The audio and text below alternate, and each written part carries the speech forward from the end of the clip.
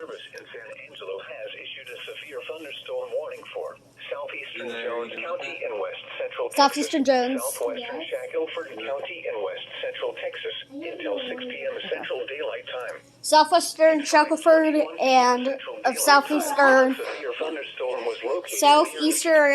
southeastern Jones, which is Anson, and southwestern southwestern Shackelford. Impact, hail damage to vehicles is expected. So Expect considerable tree damage.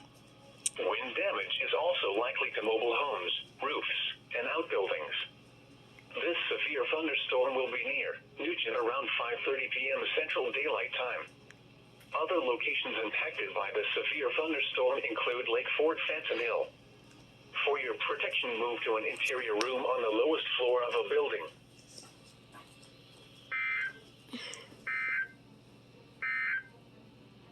A tornado warning remains in effect until